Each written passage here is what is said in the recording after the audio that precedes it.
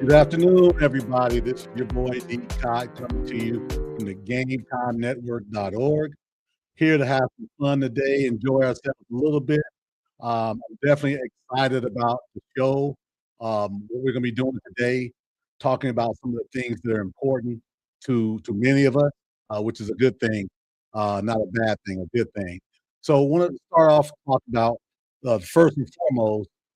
Merry Christmas to everybody.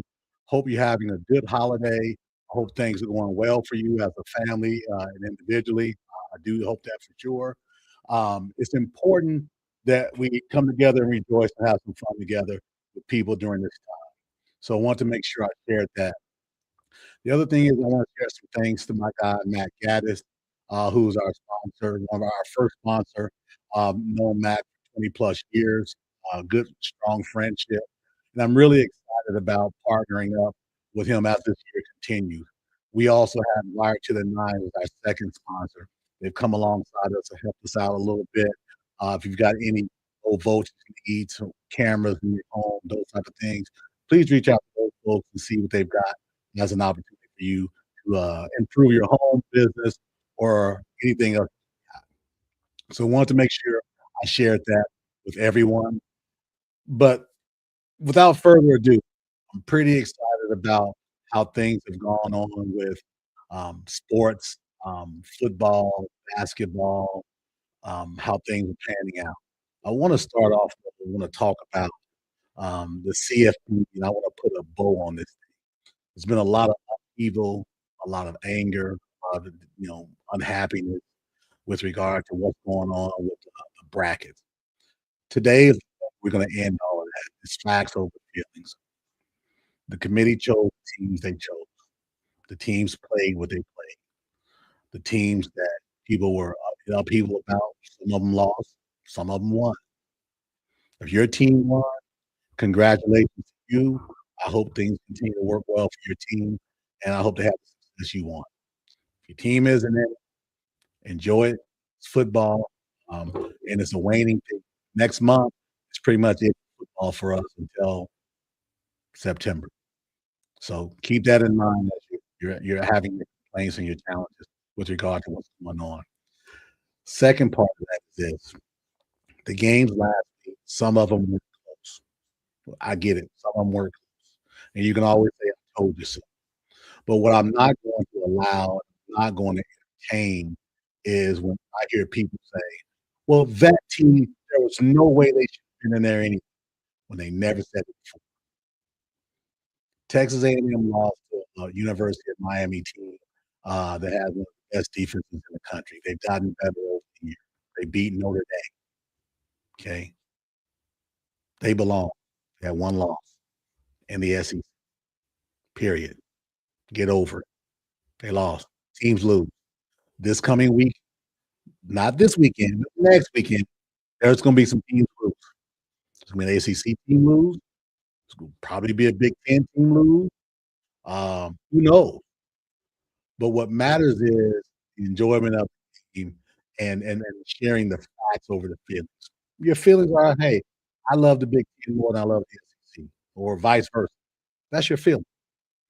But the facts are we got 8 teams left. One of those 8 teams will go away with the championship. Your choice on how you break it down or whatever the case may be. But the bottom line is enjoyable football. Strap in, buckle up, and get ready to enjoy some more football. That's what I say to you about the college football process. Committee did the job they needed to do. Here's the other January 23rd. Probably most of you don't know what January 23rd means. That is the drop dead date for the committee to consider an increase from 12 to 16 teams. The decision was supposed to be made this month of December. They pushed it out an additional month and a half because the SEC and the Big Ten were haggling over specific things. I think those specific things were in part was guaranteed spots. If we have a 16-team playoff, I anticipate and believe 100% that the SEC and the Big Ten are looking for a guaranteed 4 spots. I could be wrong. They could be looking for 3. They could be looking for 2. But I'll tell you this, based off of what Greg Sankey's talked about with regard to the SEC and the Big Ten commissioners talked about with the strengths of those 2 conferences, I'm thinking they're looking for no less than 4 guaranteed spots. That's gonna be the witching hour. January 23rd. You can talk about it shouldn't be more than 12, it should be 8, it should be 4, it should be 6. Whatever the number you think it should be really doesn't matter much because the committee, that group of gentlemen and ladies are gonna be making that decision based off of conference need and money. I anticipate this to happen. I anticipate it to be an enjoyable view. I absolutely do. But January 23rd, which is absolutely 30 days less further out to today. 30 days, we'll find out if they extend it out to another year of 12, or will they expand it to 16? Because if they do that, there are gonna be guarantees in place for the super conferences to have bids. Then we'll see how people feel about that. We'll get your feelings about that. But right now, with 8 teams left, one of those 8 teams gonna win a national title. I'm in a good place. My team is playing next week. They're playing against the Indiana Hoosiers. I'm a Hoosier. It can't go wrong. The state of Indiana absolutely needs some good fortune after what happened with the Pacers and the injuries, in the summer on the, finals with the Colts, and there's injuries happening this fall. State of Indiana needs a win. This would be a great win for the state of Indiana. But also the flip side of that is this: everybody's already buried Alabama 2 years ago when Nick Saban left. They were down 17 to nothing a week ago, came back and won the game. Well, they got lucky. Okay, well, maybe they got lucky. I'd rather be lucky and be one of the 8 than unlucky and not be one of the 8. You look at, what, Ohio State is gonna run into this week with the Miami team, that defense, how they play against Jeremiah Smith and crew. That's gonna be fun to see as well, right?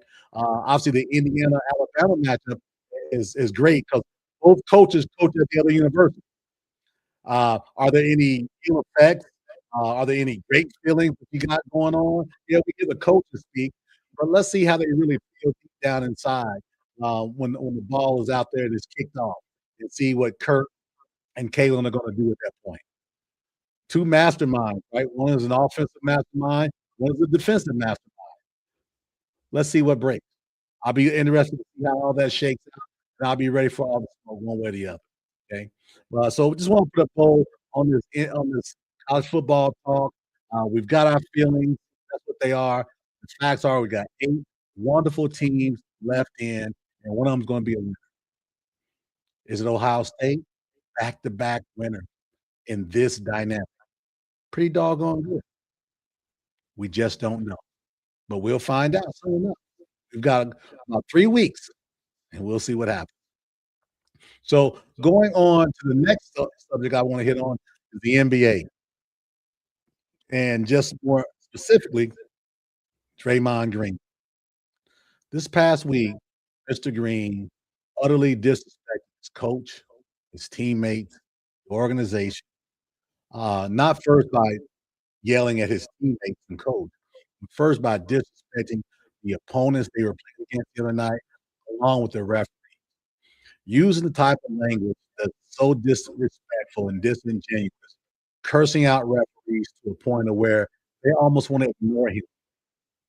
What I tell you is this, I think that, Draymond Green has put himself in a position where he's intimidating some of these refs. They're afraid to say certain things. He's probably intimidating many players, but there's a whole lot of talk. The only violence you see him use against someone else was a teammate who's about 50 pounds lighter in a practice sucker punch and sneaking up behind a Rudy Gobert blindside and choking him out. I haven't seen any more violence from Draymond Green heads up. I've seen him stomp people in the chest, but I haven't seen him be a physical, meaning a fighting player. I've seen dirty plays, but not a fighting player. So there's a lot of angst with Draymond Green disrespecting his coach to the point of where his coach is giving him direction. He got up and walked away and went to the locker room. What you teach your children in little leagues, small leagues, if it's Pop Warner football or if it's, Gus Macker basketball, whatever it may be, your coach is the head of that ship. You don't walk away from your coach when he's talking and giving you direction about what you should and shouldn't be doing. The problem for you, Steve Kerr, is you've enabled this behavior for 13 years. It's your fault. You've allowed this man to do what he wants, be what he wants, when he wants, and with the audacity to say he's the reason that there are rings in Golden State, I beg to differ. Are you a good player, Draymond Green? Yes, you are. You're a good player. You're not a great. You were born on third base. If it wasn't for the Splash Brothers and the way they played offense, and those role players, especially in that 2016, 2017 type season, 18, you wouldn't have those rings very much. You'd be sitting there as a second round draft pick, role playing what you are and understand that. So that's what you are. You're a role player. Play your role, Draymond. You're not the lead guy. You're not the owner of the Golden State Warriors. You're a player. You can be replaced. You put your team, your organization in a bad spot. You didn't apologize. You don't care because you think you're smarter than everybody else in the room. And now what we have is you staying and acting as though you did nothing wrong.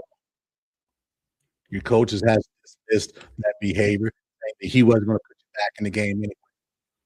But it's not about that. It's about where you stand and what you did, your teammates, your coaching staff, the fans, and the ownership. At some point, Mr. Draymond, you gotta take of your bad behavior and not deflect it to someone else. I've called you many days the Saginaw Street because you looked at like a player like that, a dirty player. You're today's version of a worse Bill Laimbeer. I'll say that. I've seen both of you live, in person. I've seen interviews. I've seen all of it. Not highlights. I've seen it myself. You're this now current version of that man, Bill Laimbeer. It's nothing to be proud of. He won a couple of rings too. He's up for Hall of Fame nomination. I don't think he's a Hall of Fame player. He's got 2 rings. Played on 2 great teams. To dethrone, Portland Trail Blazers one year, and if I remember right, they, dethroned the Lakers. So be it. But Mr. Green, you need to self-reflect, look at yourself and see what you've done wrong. And if you don't think you've done anything wrong, keep on doing what you're doing. But I would ask Steve Kerr to look at what's happened, look at how he's received, and address this situation abruptly.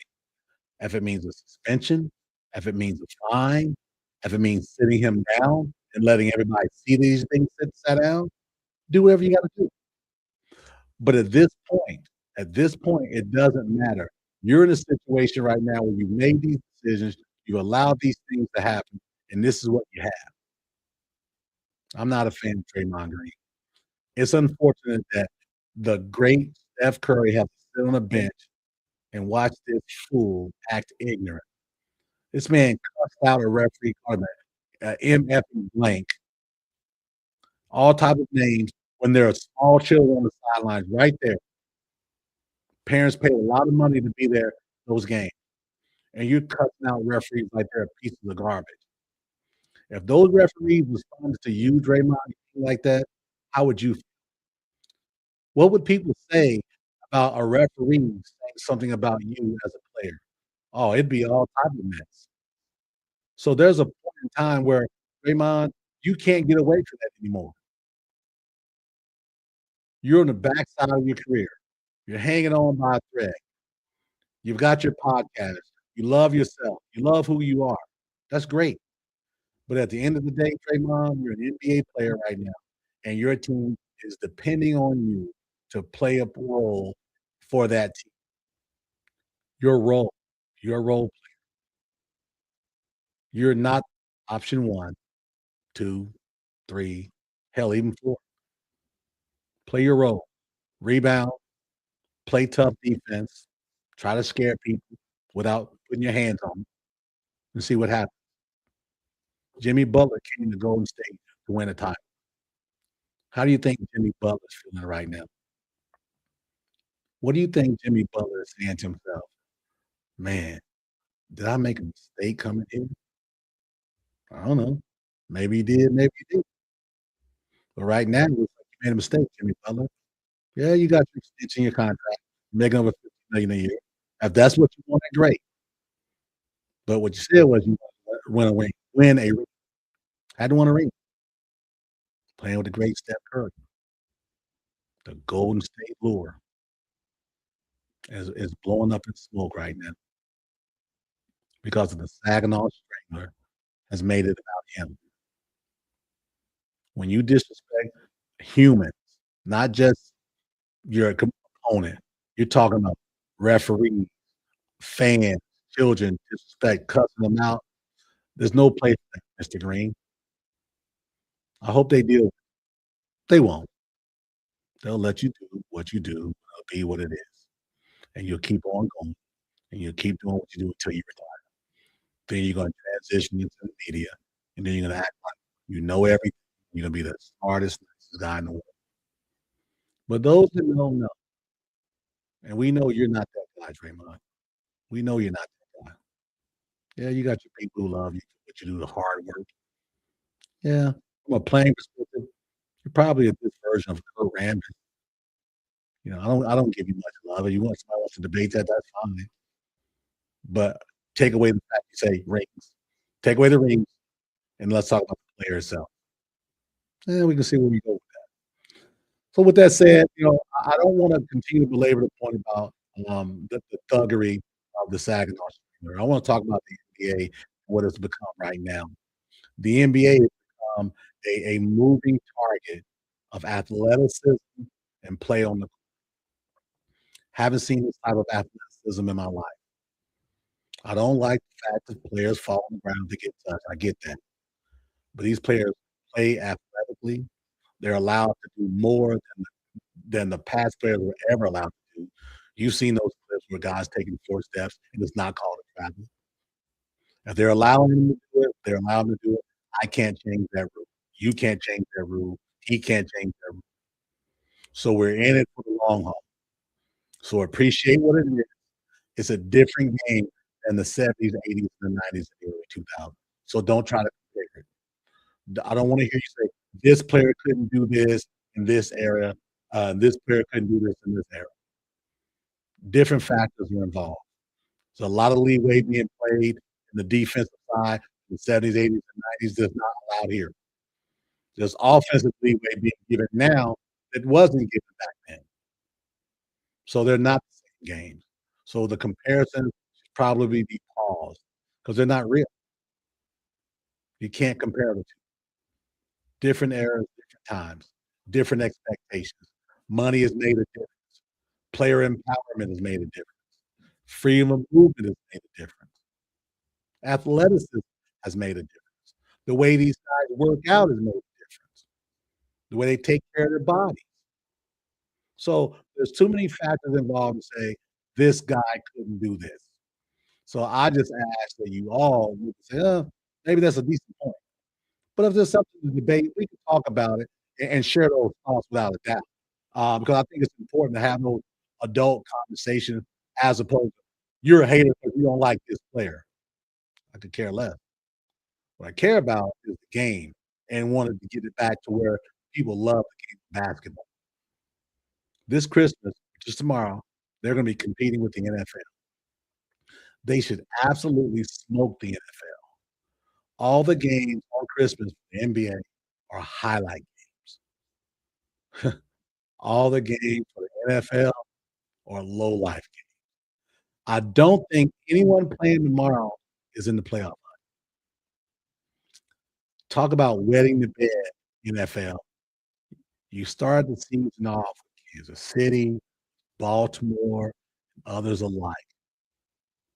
And now you've got non-playoff teams playing games on Christmas, and you're expecting people to watch over 5 NBA games that all marquee matchups, athletic players, and big names. NFL, you should expect a bloodbath tomorrow, a real bloodbath. And this coming from a guy who likes the NFL more than he likes the NBA. It's gonna be a bloodbath. Be ready. But with that said, tomorrow game's gonna be pretty compelling from an NBA excuse me, NFL perspective. So you got Kansas City playing tomorrow. I think you got Dallas playing tomorrow. I don't have the calendar up, so I don't know all of them, but I just know I saw once that all the teams that are there are either A, out of it or on life support. That's not gonna be fun to watch on Christmas. Tune into the NBA, everyone. Watch the league. Now it's time to start talking NBA. After next weekend, we'll have 4 teams left, in the college football playoffs. And after that, we'll have 2, with the championship game being on the 19th of January. 4 days later, the decision does it stay at 12 or the 16th. Then we've got a game left after January 19th, Super Bowl. That's pretty much it. It's all hoops at this point. NBA, NCAA basketball, March Madness, going. So enjoy, buckle up, be ready for a great run and a great stretch for the next probably, about 30 days of great football. Enjoy that. Then after that, you got NBA, NCAA basketball, and, in April, you started with the baseball. I'm ready to roll. I'm ready to see what happens. If you've got topics you wanna cover and talk about, by all means, Cots Corner, shoot me a note. I'll bring you on as a guest. I got no problem with that. We can talk about things live and living color. Doesn't have to be recorded. We're not strategizing what we're gonna say, "You take this side and I take this side." No, we'll talk about it live and we'll debate things if we need to. So I want to make sure I share those things. Those things are important to me and things I wanna hit on, from the NBA perspective, college football perspective. Also, I do wanna hit on my Indiana Pacers. Was at the game last night. I enjoyed myself.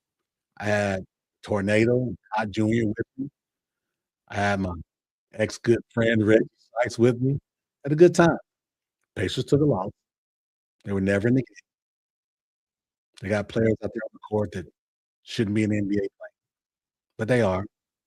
Pacers got physical challenges. It happens.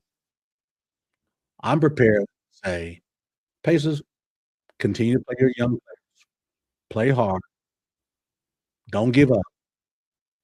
But I'm okay, and I understand if you just don't have the horses to finish the game. And whatever the record is at the end of the season, to be in April, you live with it. You prepare for the June draft and the lottery, and you hope you have a 2020 Golden State type run where you had a really, really bad season. You were unhealthy, players hurt, Steph was out, Clay was out, all their high-end players were out. Then all of a sudden, you come back the next year. Granted, they drafted James Wiseman, which was an absolute mistake. I don't anticipate the Pacers drafting a guy that's gonna be a mistake. I believe that player we draft is gonna be a player that's gonna be impactful in season 1. Pacers got some contract to do. Ben Matthews, I don't anticipate him being back. I think his cost is gonna be too much, and the way Ben is playing of late, I think the Pacers are probably ready to sign off on Ben leaving. I think they're okay with that. They've got some young players they need to develop. They still need a center. They still need a guy who's gonna not just protect the rim, but be a threat, a real threat, not just all of a sudden he hits a couple shots, now he's a threat, a real threat, an offensive, okay? I'm not gonna bring up negativity towards my Pacers, too much love for 'em. But at that game last night, I'm gonna share this. We have a guy, Miles Turner, was with the Pacers for 10 years, never embarrassed the organization, never disrespected anyone, never fought, never did bad things, no police blotters. Yet last night, not only was he booed, he was booed and missed every time he touched the ball. And where we sat, I heard homophobic slurs about him, bad names about him, very disingenuous behavior all night all night long. Yet I got people telling me, "Well, he shouldn't have said what he said on Twitter." I promise you, whatever he said on Twitter, whatever he said in an interview pales in comparison to what was said about him last night in a stadium of about 17,000 people, booing and hissing every time he touched the ball, clapping every time he missed. He missed a lot last night. It's not the right thing to do. You can say what you want. You can as a fan, you can boo, but saying homophobic slurs, negative behavior, negative connotation towards another human being like that, disrespectful and unnecessary. But yet we wanna claim victimization when the man says, "I wanna go to a team that can win." They didn't have their best player last night, and they kicked my Pacers' butt. You can say, "Oh, the Redford has some bad calls." Well, it's in the NBA. Every night, a lot of bad calls in the NBA. But that's just my soapbox about Miles Turner. I was a fan of Miles Turner then. I'm a fan of Miles Turner now. Just not a big a fan because he doesn't play for Pacers, but he deserves respect. Yeah, boo him. You can hiss and all that stuff, but the name calling, four-letter names, five-letter names, not necessary because he didn't do anything to embarrass himself or the organization for 10 years he was here.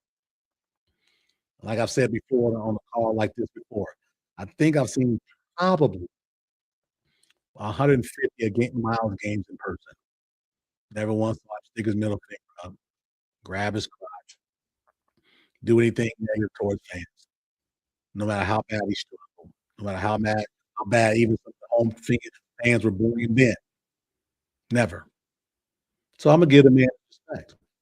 Respect him from afar, he's in Milwaukee, but I'm not gonna ever use bad language towards him and call him certain names that you shouldn't be calling people.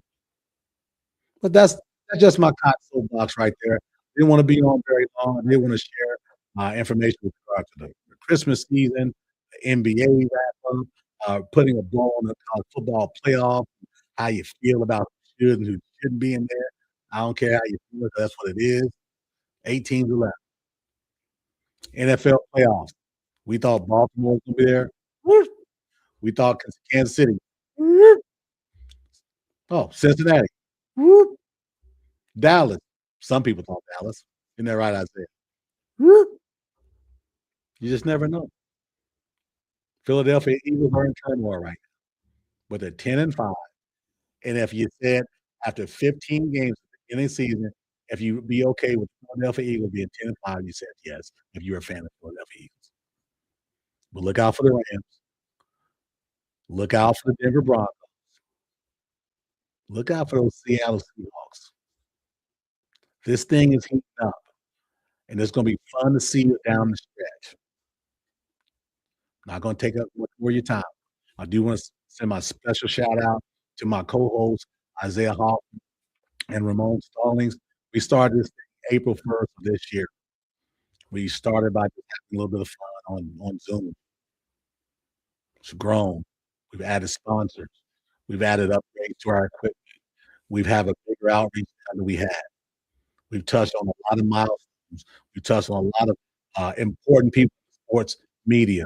We've had Mark Boyle on. We've had Mark Monteith on. We've had from NAIA coaches on. Coach Scott Moore has been on. Number one AIA school who will be playing on 31st of December, right after the Pacers in Orlando.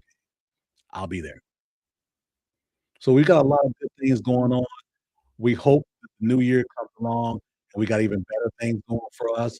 Um, Even more upgrades in equipment, maybe another sponsor, you never know. Maybe some surprise guests that you wouldn't think we'd have. But we're gonna be ready for all of it, and we hope that you all have enjoyed our show. We would love for you to like and subscribe what we have. Hit that barcode, tell your friends about us. If you wanna chat up some conversation about us, by all means. Share it out. Talk to us a little bit and tell us what you like. Tell us what you don't like. We would definitely be engaging with what we have and our audience and each other. And understand, we don't plan disagreement.